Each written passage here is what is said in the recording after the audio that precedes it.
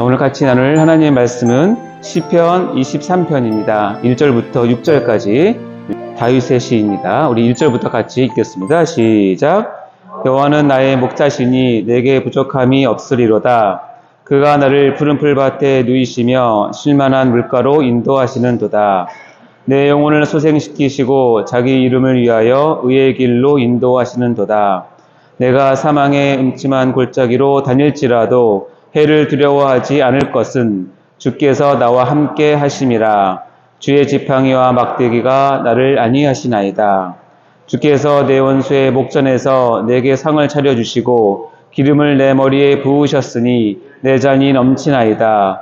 내 평생의 선하심과 인자하심이 반드시 나를 따르리니 내가 여호와의 집에 영원히 살리로다. 아멘.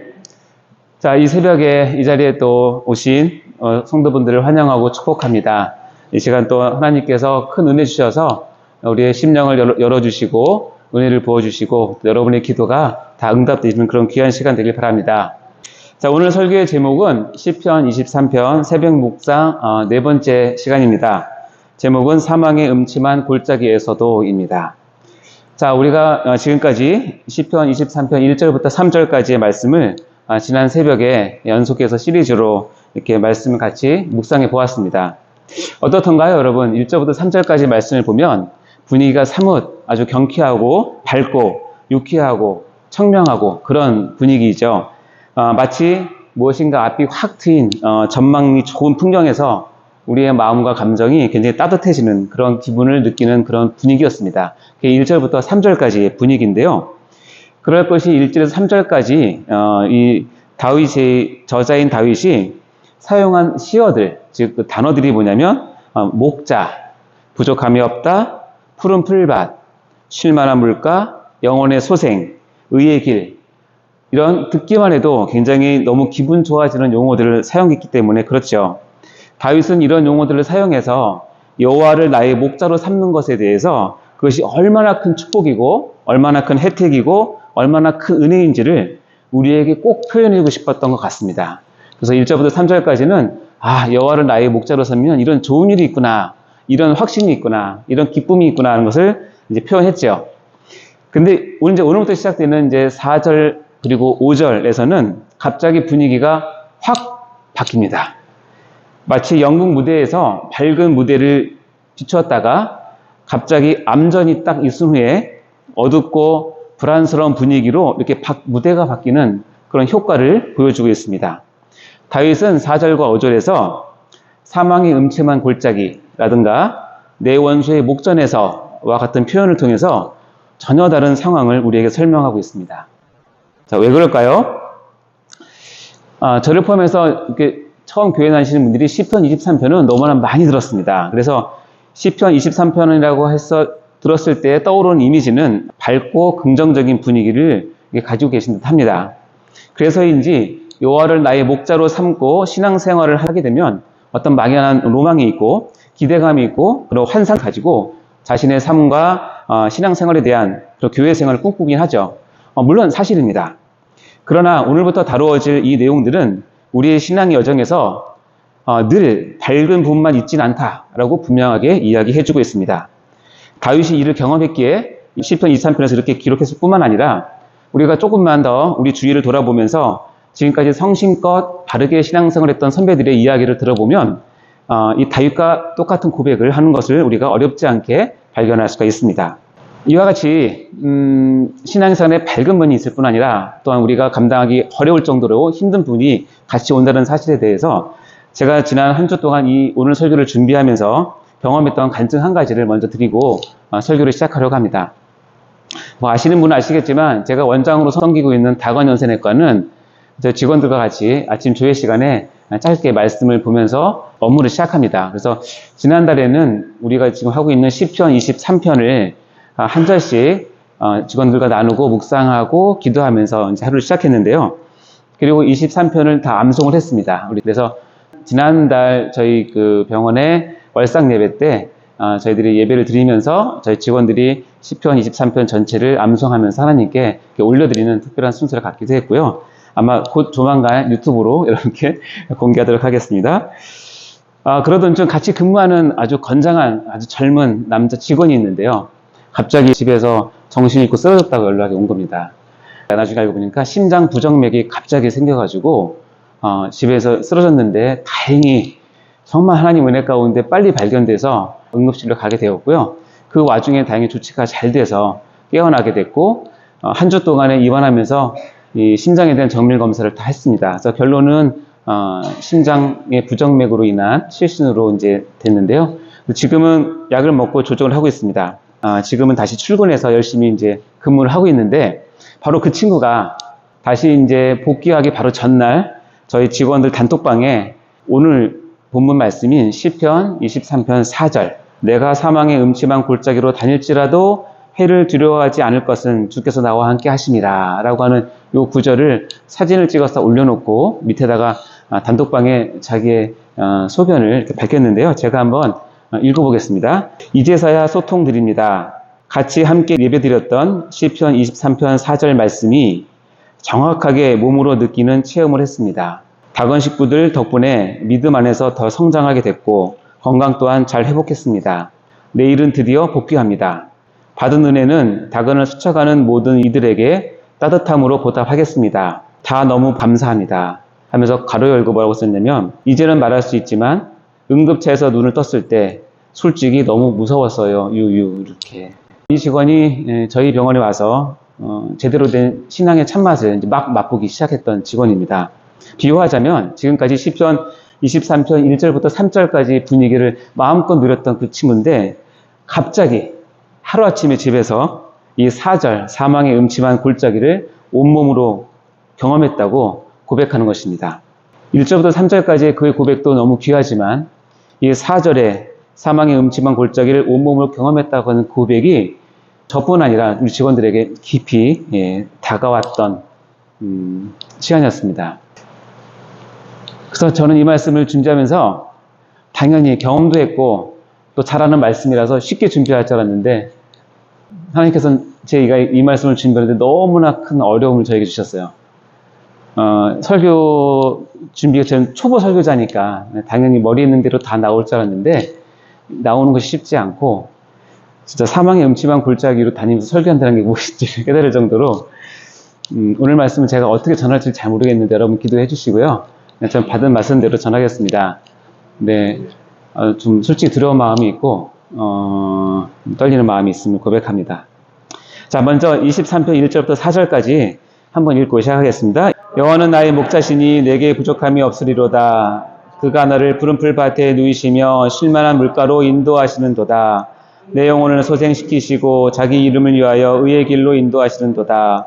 내가 사망의 음침한 골짜기로 다닐지라도 해를 두려워하지 않을 것은 주께서 나와 함께 하시니라. 주의 지팡이와 막대기가 나를 안위하시나이다. 아멘. 오늘 같이 나눌 말씀은 4절의 전반부입니다. 내가 사망의 음침한 골짜기로 다닐지라도 해를 두려워하지 않을 것은 주께서 나와 함께 하심이라. 이 구절을 가지고 나눌 텐데요. 4절을 딱 들어가자마자 아까 말씀드린 것처럼 분위기가 확 바뀌면서 가장 눈에 띄는 것은 뭐냐면 주어가 바뀌었다는 것입니다. 1절부터 3절까지는 그가 나를 이라고 하면서 여호와 하나님께서 양인 나를 이렇게 인도했고 이렇게 했고 이렇게 안아줬고 보여줬다는 것을 설명을 하다가 4절은 난데없이 내가 라고 하는 주어가 탁 등장을 합니다. 그러면서 내가 주어가 돼서 한 일은 첫 번째 뭐냐면 사망의 음침한 골짜기로 다녔다는 것입니다. 이게 우리네 인생의 슬픔이자 어려움이 아닌가 싶습니다. 내가 주인이 돼서 하는 모든 일들은 마치 사망의 음침한 골짜기로 다니는 것과 같다고 하는 것입니다. 그런데 이게 좀 억울한 면도 좀 있습니다. 사망의 음침한 골짜기로 다니는 것은 물론 양 그 자체는 맞지만 그렇게 되는 원인은 여러 가지가 있기 때문입니다. 우리가 받은 은혜가 부족하기만 해서라고 말하기도 어렵고 또 우리의 죄악 때문이다 라고만 말하기도 어렵고 또 어떤 경우에는 우리 범죄와 상관없이 하나님께서 우리를 그 골짜기에 집어넣기도 하십니다. 그럼에도 불구하고 여기에 표현된 사망의 음침한 골짜기로 다닌다라고 하는 것은 하나님의 절대 주권 안에서 벌어지는 우리를 섭리하시는 하나님의 절대 능력을 나타내는 단어이기도 합니다. 먼저 사망의 음침한 골짜기의 원어의 뜻은 죽음의 그림자, 죽음의 그늘이라는 뜻으로 양들을 위협할 수 있는 골짜기의 모든 어려움을 다 포함하는 것입니다. 제가 전에 설명드렸지만 맹수들도 있고요, 도적대도 있고 갑자기 쏟아지는 폭우 때문에 와디라고 하는 급류 때문에 죽을 수도 있는 그런 위험한 곳이죠. 이런 곳에 양이 혼자 있다. 이건 누가 봐도 절체절명의 위기의 상황입니다. 그런데 말이죠. 이 사망의 음침한 골짜기로 목자가 양을 인도하고 있다고 한다면 어떤 여러분 믿으시겠습니까? 저번 설교 시간에 제가 이렇게 말씀드렸습니다. 목자는 절대로 자기 양들을 낮은 골짜기로 인도하지 않습니다. 멀고 험하더라도 의의 길, 좁은 길로 양을 인도해서 안전하게 인도한다고 설명했습니다. 근데 왜 이렇게 갑자기 말이 바뀌었냐고요? 근데 그게 원칙은 그렇지만 지금 있는 풀밭에서 다른 풀밭까지 가려고 목자가 생각을 해보니 그 길은 너무 멀고 험해서 자기 양들이 따라갈 능력이 안 된다고 목자가 판단할 경우에는 빠른 지름길인 골짜기나 계곡 속으로 그 양들을 이끌고 갈 수도 있다는 것입니다. 목자가 자신의 경험과 능력을 최대한 발휘하여 자기의 책임 하에 양들을 사망의 음침한 골짜기로 가기로 주권적으로 결정을 할 수 있다는 뜻입니다. 즉 목자는 의도를 가지고 양을 이곳으로 인도한다는 뜻입니다. 그런데 이런 목자의 신중하고 사려 깊은 결정을 양들은 모른다는 것입니다. 지독한 근시인 양들은 그저 앞에 가는 양의 엉덩이만 바라보고 갔다가 어느 순간 정신 차리고 보면 사망의 음침한 골짜기 한가운데 있는 것을 발견하게 되죠. 자신의 목숨을 노리는 맹수들이 소리내고 있는 그런 상황 가운데서 양들은 어쩌면 왜 나를 이곳에 인도했는지 목자를 원망하고 있을지도 모릅니다. 이 사망의 음침한 골짜기에 극심한 고통을 겪는 분들은 우리 주위에 많이 있습니다. 어쩌면 저를 포함해서 이 자리에 있는 여러분들이나 유튜브에 듣는 모든 분들 가운데 그 고통과 곤란이 너무 힘들고 커서 지금 나와 함께 있는 목자의 모습을 놓치고 못 보는 경우들이 정말 많이 있습니다. 다윗도 자신의 시야에서 자신을 이끄는 그 목자를 놓친 경험을 마음 깊이 토로하고 있는데 바로 23장 바로 전장인 22장에 이렇게 표현하고 있는데요. 보실까요? 시편 22편 1절과 2절입니다. 내 하나님이여 내 하나님이여 어찌 나를 버리셨나이까? 어찌 나를 멀리하여 돕지 아니하시오며 내 시름소리를 듣지 아니하시나이까? 내 하나님이여 내가 낮에도 부르짖고 밤에도 잠잠하지 아니하오나 응답하지 아니하시나이다.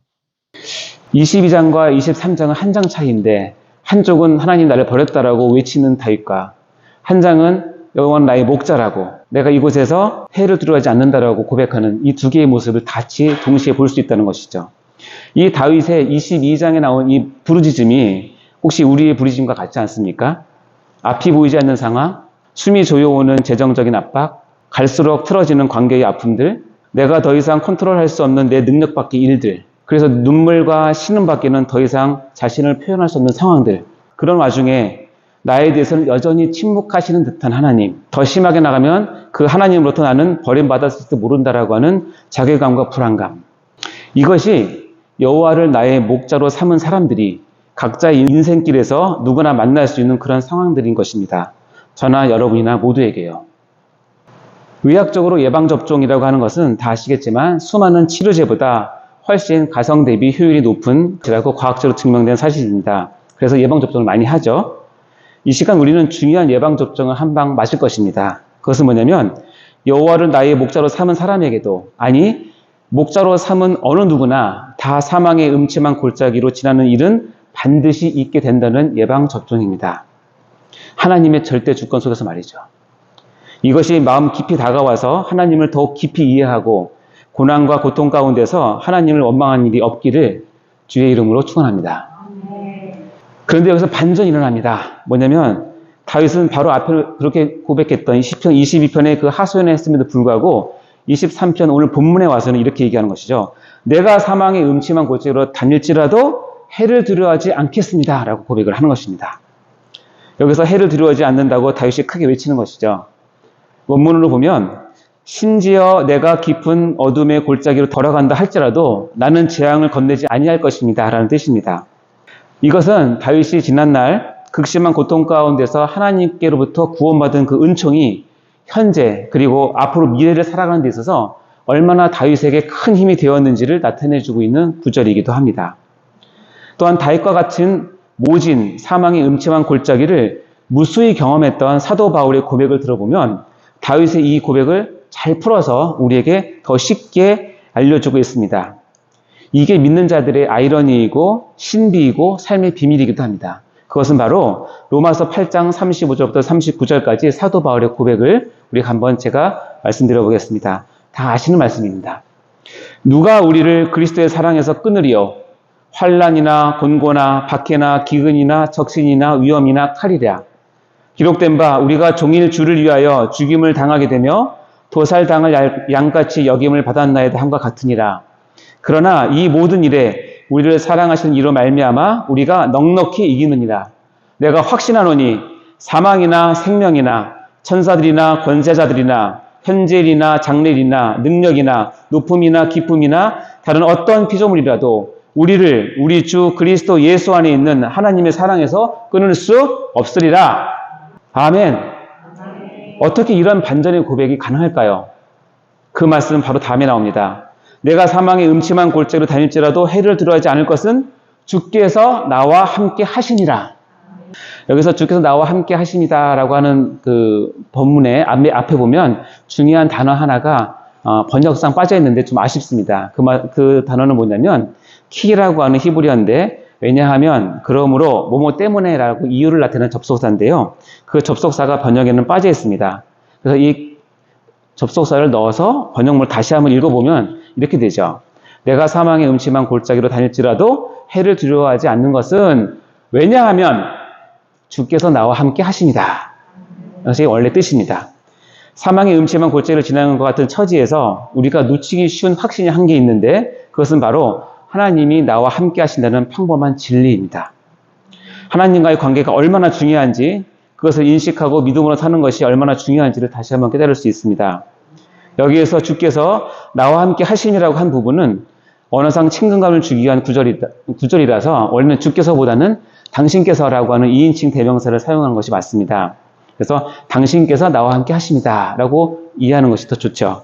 그래서 종합해서 보면, 왜냐하면 바로 당신이 나와 함께 하는 것이기 때문에 저는 두렵지 않습니다 라고 고백하는 것입니다. 다윗이 이 사망의 음침한 골짜기에서 만난 여호와 하나님을 당신이라고 표현하는 것은 그 당시에는 굉장히 파격적인 호칭입니다. 하나님을 그렇게 표현하기 쉽지 않습니다. 하나님과의 관계가 얼마나 친근했는지를 보여줍니다. 이것이 왜 가능할까요?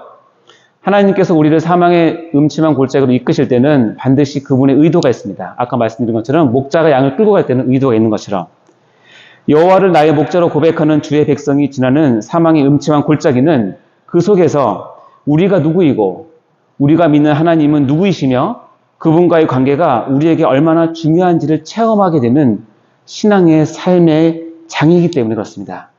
이 경험을 통해서 다윗은 여호와 하나님을 당신이라고 부르는 친밀한 관계를 형성했던 것입니다.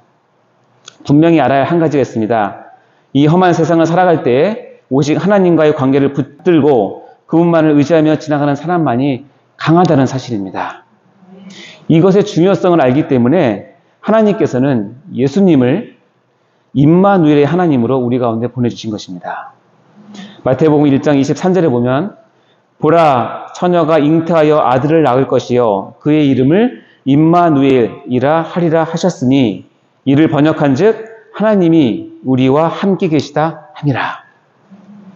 저와 여러분 모두가 이 사망의 음침한 골짜기 가운데서 하나님과의 친밀한 관계를 쌓아가는 귀한 성도님 되시기를 주의 이름으로 축원합니다. 이제 설교를 마무리하려고 합니다.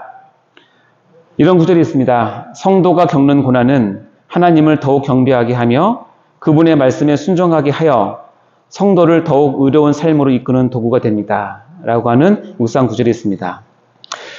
다윗만큼이나 화려한 신앙의 스펙을 가진 인물은 없을 것입니다. 반면에 다윗만큼 수많은 극한 고통에 사망의 음침한 골짜기를 다녀본 인물도 없을 것입니다. 그러나 하나님의 손에 붙들린 바 되어 모든 역경을 이기고 해를 두려워하지 않는다는 믿음의 고백을 하는 다윗을 보게 됩니다. 인생 말년에 자신의 굴곡진 삶들을 돌아보면서 이 시편 23편을 통해서 다윗은 그 비결을 우리에게 가르쳐주고 싶어 합니다. 그것은 바로 주께서 나와 함께 하심이라는 것입니다. 오늘 말씀을 통해서 사망의 음침한 골짜기 같은 우리 현실에서도 여전히 임마누엘 하나님을 깊이 체험하고 누리는 우리 모두가 되시기를 간절히 바랍니다. 기도하겠습니다. 하나님 아버지 감사합니다. 여호와를 나의 목자로 삼은 우리에게 밝고 축복된 상황들뿐 아니라 주께서 미리 예비하신 사망의 음침한 골짜기 같은 형편도 같이 있음을 깨닫게 하시니 감사합니다. 그러나 그곳에 우리 주님이 목자로서 나와 함께 계심을 또한 알게 하시니 이것이 큰 은혜인지요. 어떤 상황에서든지 원망하지 않고 좌절하지 않고 포기하지 않고 임마누엘의 하나님을 굳게 붙잡는 저희가 되게 하옵소서.